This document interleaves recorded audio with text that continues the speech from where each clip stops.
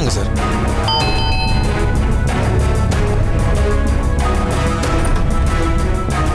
வாங்க கார்த்திங்க. அத்த, அவசரமா வர சொன்னீங்க, என்னாச்சு? போன்ல நீங்க பேசுறது கேட்டேன், பதட்டமா இருந்தீங்க, என்னாச்சு அத்த? உட்காருங்க மாப்பிள்ள.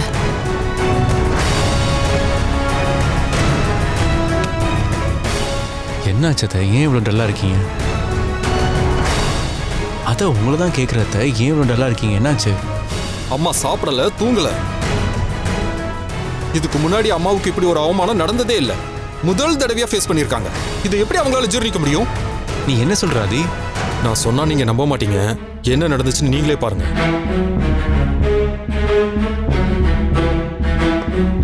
உங்களை பார்த்தா பார்த்த இடத்துல வெட்டி போட்டுன்ற ஆத்திரத்தோட தான் வந்தேன். எங்க குடும்பத்தை பிரிக்கணுன்ற தப்பான நோக்கத்தோட எங்க வீட்டு பக்கம் வந்தீங்க. நடக்கிறதே வேற. என்னையும் சரஸ்வதியும் பிரிச்சு வெளியே அமிச்சுட்டு எங்க அம்மா இருக்கிற இடத்துல உங்க பொண்ணை கொண்டு வந்து வச்சு எங்க குடும்பத்தையும் எங்க கம்பெனியும் கண்ட்ரோல் எடுக்கணும்னு நினைக்கிறீங்க. அதானே உங்க திட்டம்? பாத்தீங்களா கார்த்தி, உங்க அண்ணன் எப்படிலாம் பேடா பிஹேவ் பண்ணியிருக்காருன்னு? எங்க அம்மா முன்னாடி வேற யாராவது இப்படி பேசியிருந்தா எங்க அம்மா ரியாக்ட் பண்றதே வேற மாதிரி இருந்திருக்கும். எனக்கும் பயங்கர கோபம் தான். உங்களுக்காக தான் பொறுத்துட்டு இருக்கேன். உங்க அம்மாவை யாராவது இப்படி பேசினா நீங்க பார்த்துட்டு சும்மா இருப்பீங்களா? ஆதி, டென்ஷன் ஆகாத, அமைதியா இரு. அதான் மாப்பிள்ள கிட்ட சொல்ல வேண்டியதெல்லாம் சொல்லிட்டல்ல.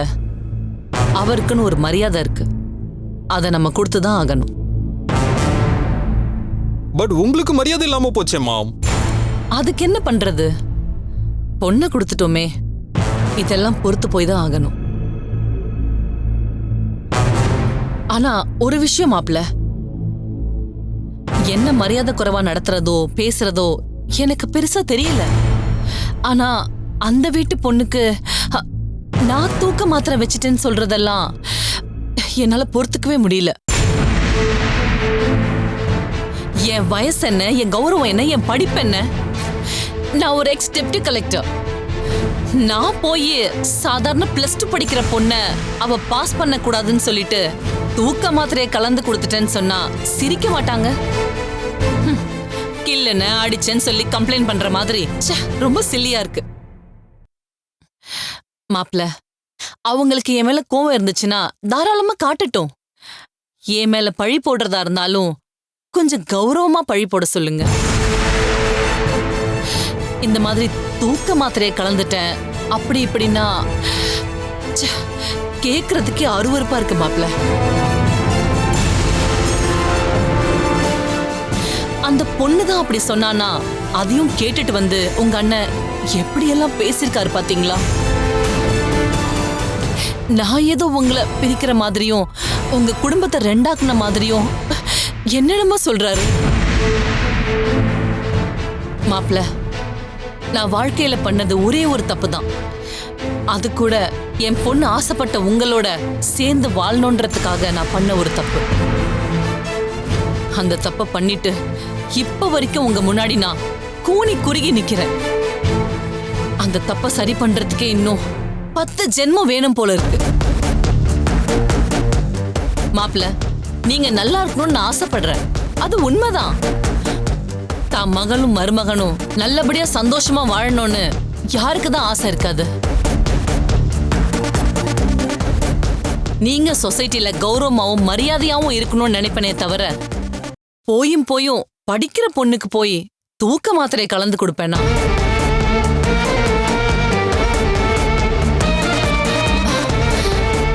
மாப்ள, அவங்க ஏதோ பெரிய பிளான்ல இருக்கிற மாதிரி தெரியுது. அந்த பொண்ணு உங்ககிட்ட சவால் விடுறதும், சவால்ல அவ ஜெயிக்காம இருக்கிறதுக்கு நாம தடங்கல் பண்றதாவும் சொல்லி உங்க அண்ணன் இங்க வந்து சண்டை போடுறதும் எனக்கு என்னமோ சாதாரணமா தெரியல.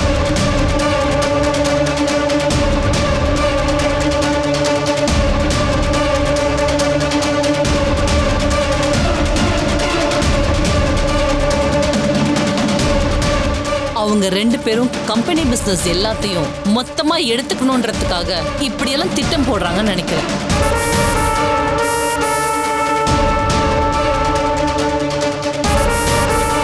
அவங்க உங்களை மட்டும் இல்ல, உங்களை சார்ந்த எல்லாரையும் கார்னர் பண்ணணும்னு நினைக்கிறாங்க.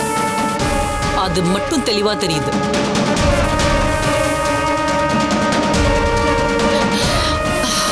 நம்ம என்ன பண்ண போறோம்னு தான் எனக்கு தெரியல. அத்தை ப்ளீஸ், நீங்க எதுவும் வருத்தப்படாதீங்க. அவர் இந்த அளவுக்கு கேவலமா நடந்துப்பாரு நான் கொஞ்சம் கூட எதிர்பார்க்கல. அவங்க அண்ணன் லைஃப்ல எப்போ வந்தாங்களோ அவர் அப்போவே மொத்தமா மாறிட்டார். அவர் எப்போ இந்த அளவுக்கு இறங்கிட்டாரோ அதை அப்படியே சும்மா விட முடியாது. இப்போ நான் என்னன்னு கேட்கிறேன். மாப்பிள்ள, தயவு செஞ்சு எங்களால உங்க 2 பேருக்கும் மத்தியில எந்த பிரச்சனையும் அப்படி நினைக்கிறது உங்க பெருந்தன்மை அத்தை. அதுக்காக உங்களை இப்படி பேசுறத வேடிக்கை பார்த்துட்டு இருக்க முடியாது அத்தை. இல்ல மாப்பிள்ள, நான் என்ன சொல்ல வரேன்னா, ப்ளீஸ் நான் இப்போ சொல்றேன், அவர் பண்ணது தப்பு தான். அதுக்காக நான் உங்ககிட்ட மன்னிப்பு கேட்கிறேன். ஐயோ, இனிமே அவர் உங்க பேச்சு எடுக்காத மாதிரி நான் பண்றேன். வரேன்.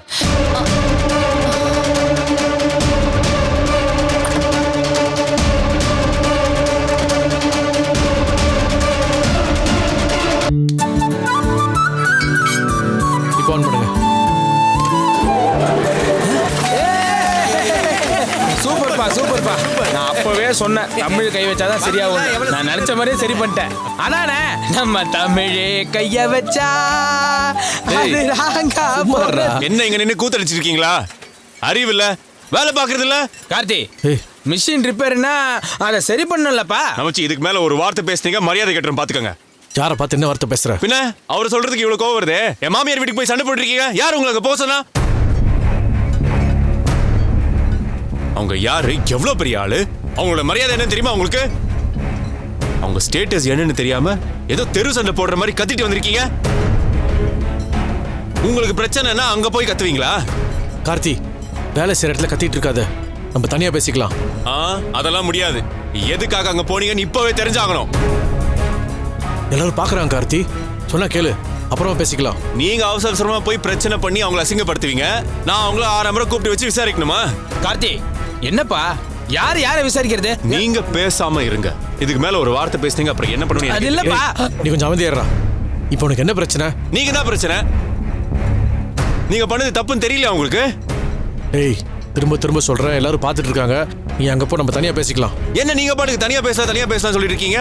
என்ன நீங்க சொல்றதா கேட்கணுமா? நீங்க வச்சதா சட்டமா? எல்லா தப்பையும் பண்ணிடுவீங்க, நாங்க எதையும் கேட்க கூடாதுல்ல? படிச்சிருந்தா தானே யார்கிட்ட எப்படி நடந்துக்கணும்னு தெரிஞ்சிருக்கோம். நீ படிச்சவன் தானே, உனக்கு எப்படி நடந்துக்கணும்னு தெரியாதா? உனக்கு படிச்ச அறிவு மட்டும்தான் இருக்கு. உனக்கு பக்குவம் பத்தாது. அம்மா சொன்னது கரெக்டு தான். இப்போ நான் சொல்றேன், உனக்கு பக்குவம் பத்தாதுடா.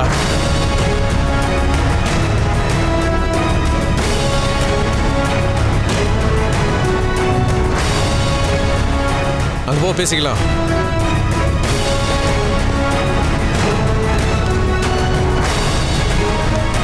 கரெக்ட் தம்பி, ஒட்டை அடிச்ச மாதிரி சொன்னீங்க. இத்தனை நாளும் எங்க எல்லாரும் முன்னாலேயும் உங்களை கார்த்திக் தம்பி எவ்வளவு அவமானப்படுத்தினாரு.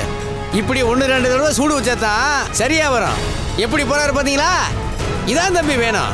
இப்பதான் எங்களுக்கெல்லாம் சந்தோஷமா இருக்கு. அண்ணே, வயசுல மூத்தவர் நீங்க பேசுற பேச்சா இது? என்னதான் இருந்தாலும் அவனு இந்த கம்பெனியோட முதலாளி. 4 பேர் முன்னாடி அவமானப்பட்டு நிக்கிறத பார்க்கும்போது எனக்கு ரொம்ப கஷ்டமா இருந்துச்சு. அவன் சின்ன பையனை புரிஞ்சுக்காம நடந்துக்கிறான். அவனுக்கு புத்திமதி சொல்றதா அவங்க மாதிரி பெரியவங்களுக்கான அழகு. அதை விட்டுட்டு அவன் அவமானப்படுறத பார்த்து ரசிச்சுட்டு இருக்கீங்க. சாரி தம்பி. போங்கண்ணே, போய் வேலையை பாருங்க, போங்க. ஏப்பா தமிழே, ஒருத்தன் நல்லவனா இருக்கலாம், ஆனா அநியாயத்துக்கு இவ்வளவு நல்லவனா இருக்க கூடாதுப்பா. இப்ப கூட கார்த்தி அவமானப்பட்டு போறான்னு நீ வருத்தப்படுறல? அவன் என் தம்பிடா. ஆனா அவன் உன் அண்ணனா மதிக்கலையே. அவன் மாமியாருக்கு சப்போர்ட் பண்ணி உன்னையே கேள்வி கேட்கறான். அவனை அந்த அளவுக்கு மாத்தி வச்சிருக்காங்க. விடு, கொஞ்ச நாள் ஆனா அவனே புரிஞ்சுப்பான். முதல்ல நாங்க தான்ப்பா உன்னை புரிஞ்சுக்கணும். என்னமோ போப்பா.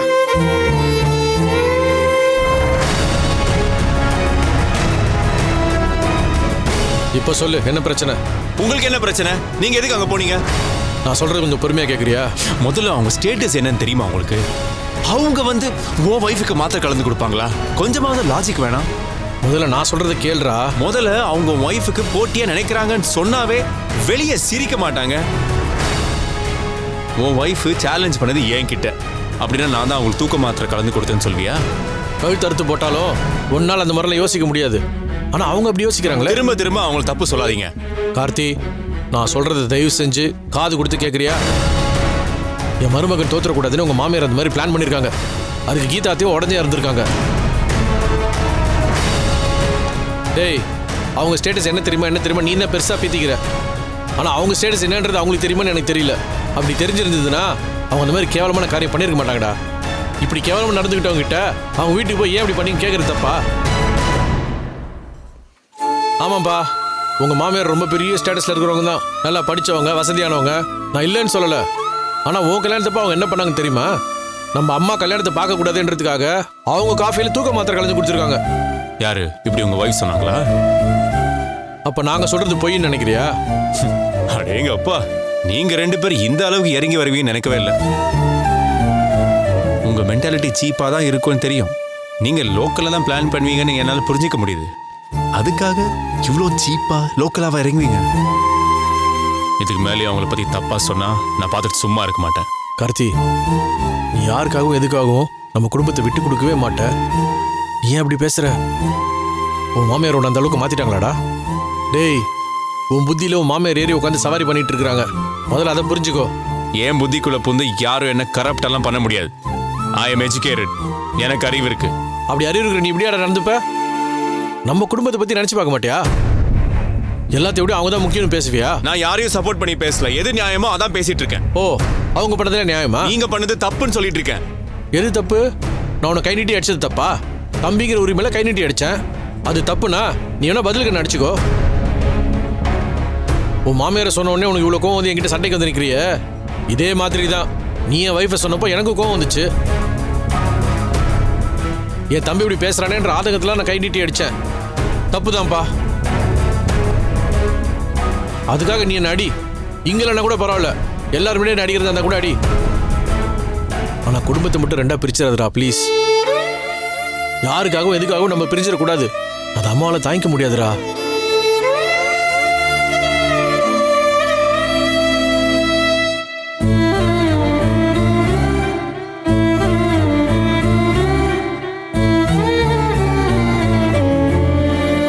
சொல்லு கார்த்தி, உன் கோவம் குறையத்துக்கு நான் என்னடா பண்ணணும் சொல்லு.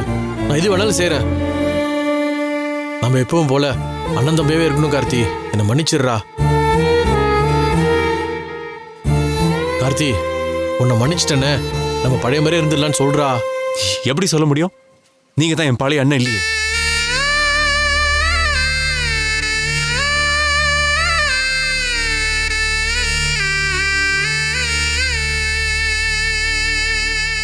நீங்க என் பழைய தமிழ் அண்ணனா இருந்திருந்தா நான் உங்களுக்கு எவ்வளவு மரியாதை கொடுத்துருப்பேன்.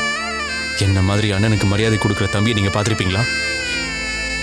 அந்த மரியாதைலாம் ஏன் காணாம போச்சு? அது எல்லாத்துக்கும் காரணம் நீங்க தான். என் கல்யாணத்துக்கு முன்னாடி மகாபலிபுரத்தில் தப்பு நடந்துச்சு. அதுக்கு என் மாமியாரும் பொண்டாட்டியும் காரணம்.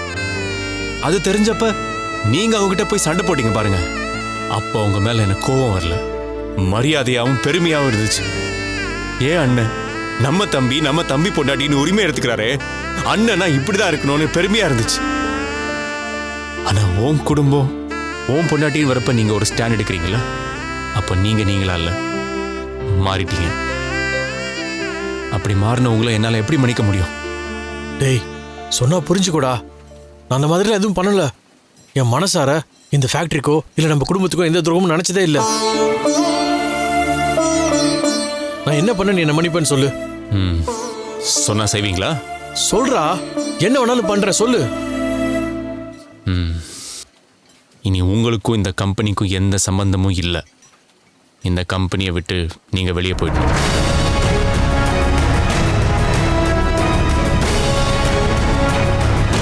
செய்வீங்களா? செய்றேன்னு சொல்லுங்க, மன்னிச்சிடுறேன்.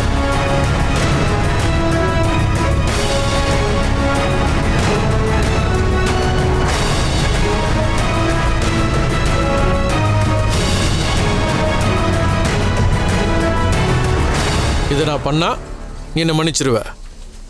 ஆமா. அப்படின்னு யாரு? உன் மாமியார் சொல்லி கொடுத்தாங்களா?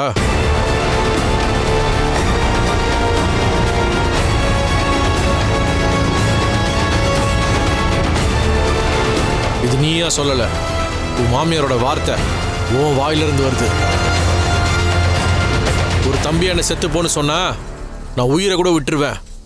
ஆனா அடுத்தவங்க பேச்சை கேட்டு நீ ஆடுனேன்னு வெய்யி, வாடா நீயா நானான்னு பார்த்துப்போம். உன்னை வச்சு என்கிட்ட விளையாடலான்னு உங்கள் மாமியார் பிளான் பண்ணுறாங்க. அந்த ஆட்டம் என்னன்றதை நானும் பார்த்துடுறேன். நீ சொல்கிற எல்லாத்தையும் என்னால் செய்ய முடியாது. அம்மாவுக்கு நம்ம குடும்பமும் இந்த ஃபேக்ட்ரியும் 2 கண்ணு மாதிரி. அந்த கண்களுக்கு எந்த பிரச்சனையும் வராமல் பார்த்துக்க வேண்டியது என் கடமை. இந்த ஃபேக்ட்ரியோட நிர்வாகத்தை விட்டு கொடுத்தாதான் நீ சமாதானம் ஆவனா? அப்படிப்பட்ட சமாதானம் எனக்கு தேவையே இல்லை. திரும்பவும் சொல்கிறேன், உன் மாமியார் ஒன்று ஒரு கருவியாக பயன்படுத்துகிறாங்க. உன்னையும் காப்பாற்றுவேன், உன் மாமியாரையும் ஜெயிப்பேன். இது சவால்ரா, பார்த்துடலாம்.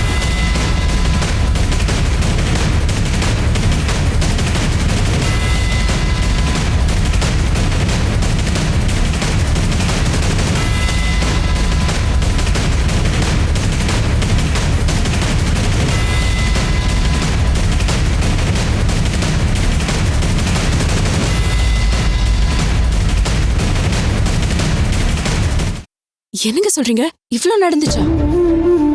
ஆமா சரஸ்வதி, நாங்க 2 பேரும் எப்படிலாம் இருந்திருக்கோம் தெரியுமா? நான் அவன் மேல பாசம் வைக்கிறதும் அவன் எனக்கு மரியாதை கொடுக்கறதும்னு. ஆனா இப்ப இப்படிலாம் மாறிட்டான் பாரு. எல்லாம் ஏன் மேல இருக்கிற கோவம் தாங்க. அன்னைக்கு நான் அவசரப்பட்டு கையோங்கிட்டேன். அது கார்த்தியால மறக்கவே முடியல. நான் எத்தனை தடவை மன்னிப்பு கேட்டாலும் அவர் என்ன மன்னிக்க மாட்டேங்கிறாரு. கார்த்தி அந்த மாதிரி கொரூரமானவெல்லாம் கிடையாது. மனசுல ஒன்று வச்சுக்கிட்டு பழி வாங்கணுன்ற எண்ணம்லாம் உனக்கு இல்லை.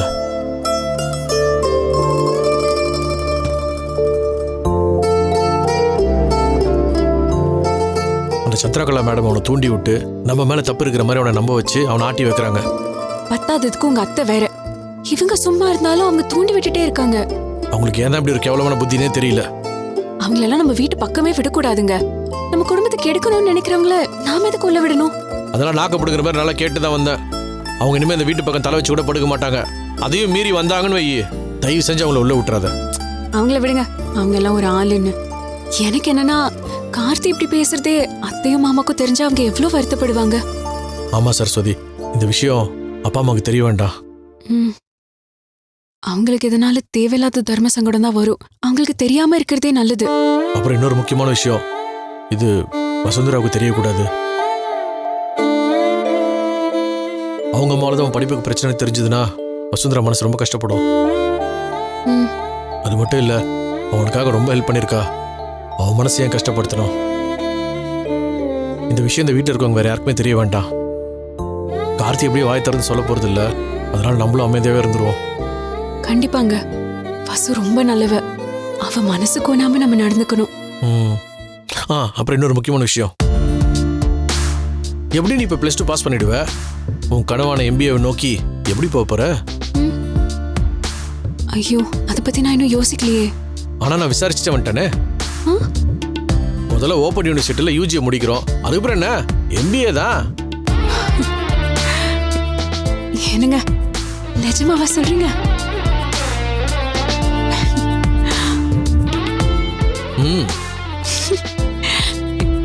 இத கேக்குறப்பவே எனக்கு எவ்வளவு சந்தோஷமா இருக்கு தெரியுமா? எனக்கும் தான். இனிமே நானும் MBA. நீங்களும் படிக்க போறீங்களா?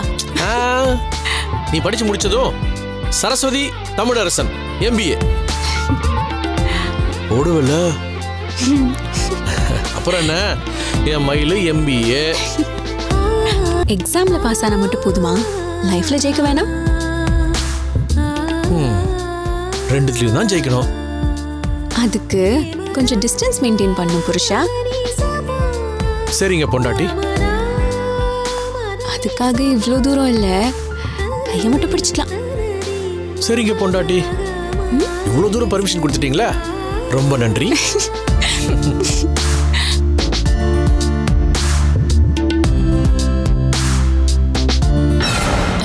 சரிங்க மாப்பிள்ள, நீங்க டென்ஷன் ஆகாதீங்க. நிர்வாகம் அப்படிதான் இருக்கும். இதுக்கே இவ்வளவு சலிச்சுக்கிட்டா எப்படி? சரி, ஓகே, நீங்க கூலா இருங்க, நான் பாத்துக்கிறேன். நான் பாத்துக்கிறேன்னு சொல்றேன்ல. சரி, ஓகே. அம்மா, என்னம்மா ஆச்சு? மாப்பிள்ள புலம்புறாரு. அந்த தமிழ் இங்க வந்து கோமா பேசிட்டு போனான்ல, அங்க கம்பெனில போய் மாப்பிள்ள கிட்ட இந்த கம்பெனியை பிரிக்க விட மாட்டேன், உன் மாமியார் பேச்ச கேக்குறியா, அப்படி இப்படின்னு சபதம் போடுற மாதிரி பேசிட்டு போயிருக்கான். பொண்டாட்டி MBA படிக்கிறேன்னு சவால் விட்டுட்டு போயிருக்கா. இவன் வந்து நிர்வாகத்தை விட்டு கொடுக்க மாட்டேன், முடிஞ்சா மோதி பாருன்னு சவால் விட்டுருக்கான் அந்த தமிழ்.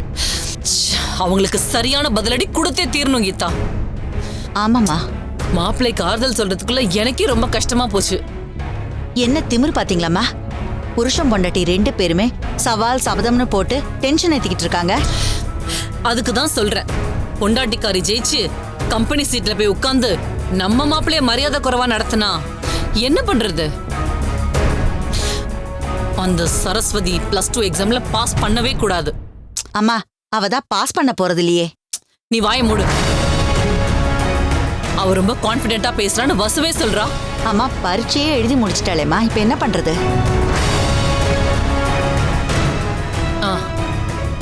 அதுக்கு தான் பேப்பர் சேசிங்னு ஒரு இல்லீகல் வே இருக்குல்ல, நம்ம அதையே ஃபாலோ பண்ணுவோம். இது வெறும் +2 அட்டெம்ப்ட் எக்ஸாம் தானே, ட்ரை பண்ணுவோம். அம்மா, உங்களுக்கு இல்லாத செல்வாக்கா, நீங்க யாரையாவது பிடிச்சா ஈஸியா வேலையை முடிச்சிடலாமே.